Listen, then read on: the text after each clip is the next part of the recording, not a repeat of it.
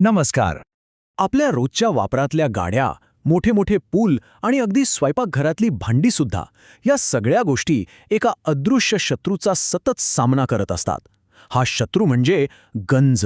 हो, खरं तर आपल्या आजूबाजूला असलेल्या प्रत्येक धातूच्या वस्तूच्या पृष्ठभागावर ही लढाई अहोरात्र सुरू असते. चला तर मग आजच्या या भागात आपण या गंजाविरुद्धच्या लढाईत वापरल्या जाणाऱ्या काही रंजक आणि अत्यंत प्रभावी पद्धतींबद्दल जाणून घेऊया.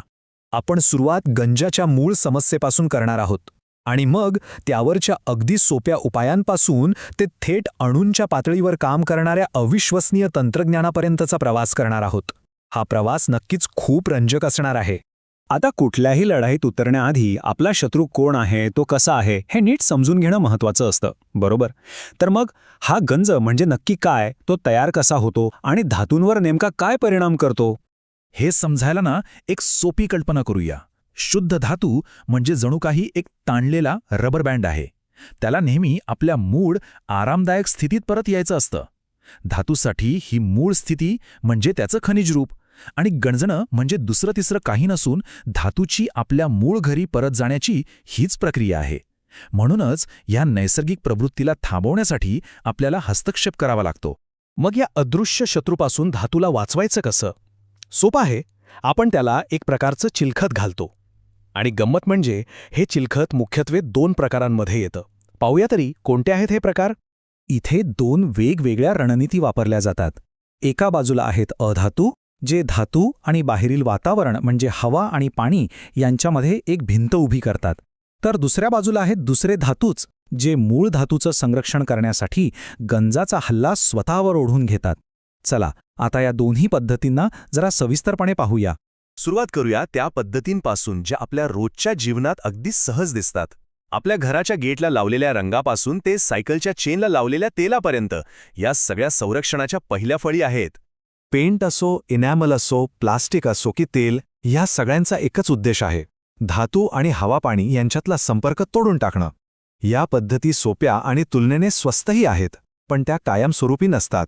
त्यांना वेळोवेळी दुरुस्तीची किंवा देखभालीची गरज लागतेच. पण विचार करा, जर हा साधा लेप कुठेतरी खरचटला किंवा खराब झाला तर मग काय? तिथेच गंजाला आत शिरण्याची संधी मिळते. यावर उपाय म्हणून शास्त्रज्ञांनी एक जास्त हुशार पद्धत शोधून काढली. मूळ धातूचं संरक्षण करण्यासाठी दुसऱ्याच धातूचा वापर करायचा. या तिन्ही पद्धतींमागे एकच तत्व आहे: मूळ धातूवर दुसऱ्या, जास्त क्रियाशील धातूचा थर चढवला जातो. त्यामुळे जेव्हा गंजाचा हल्ला होतो तेव्हा हा बाहेरचा थर स्वतः गंजतो, पण आतल्या महत्त्वाच्या धातूला सुरक्षित ठेवतो. याला सॅक्रिफिशियल प्रोटेक्शन म्हणजे बलिदानी संरक्षण असंही म्हणतात. किती समर्पक नाव आहे, नाही का? आत्तापर्यंत आपण लेप लावण्याच्या पद्धती पाहिल्या, पण आता आपण अशा एका प्रक्रियेबद्दल जाणून घेणार आहोत जिथे आपण धातूवर अक्षरशः अणूअणूंनी एक नवीन परिपूर्ण त्वचा तयार करतो. आणि याच प्रक्रियेला म्हणतात विद्युत विलेपनाची जादू. एका धातूवर दुसऱ्या धातूचा अगदी अचूक थर चढवणं हे एखाद्या नाजूक ऑपरेशनसारखंच आहे. यातली प्रत्येक पायरी, प्रत्येक स्टेप खूप महत्त्वाची असते. म्हणजे पृष्ठभाग पूर्णपणे स्वच्छ करण्यापासून ते अगदी शेवटी सगळं व्यवस्थित झालंय की नाही हे तपासण्यापर्यंत कोणतीही चूक चालत नाही, नाहीतर सगळी मेहनत पाण्यात जाते. कल्पना करा की आपल्याकडे एक स्प्रे पेंट आहे, पण त्यातून रंग नाही तर धातूचे अणू बाहेर पडत आहेत. आणि विजेचा वापर करून हे अणू अचूकपणे वस्तूवर चिकटवले जात आहेत, एक सारखा थर तयार करत आहेत.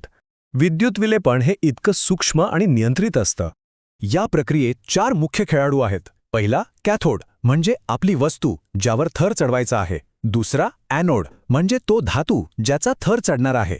तिसरा इलेक्ट्रोलाइट, हे एक प्रकारचं मैदान आहे जिथे हे अणू प्रवास करतात.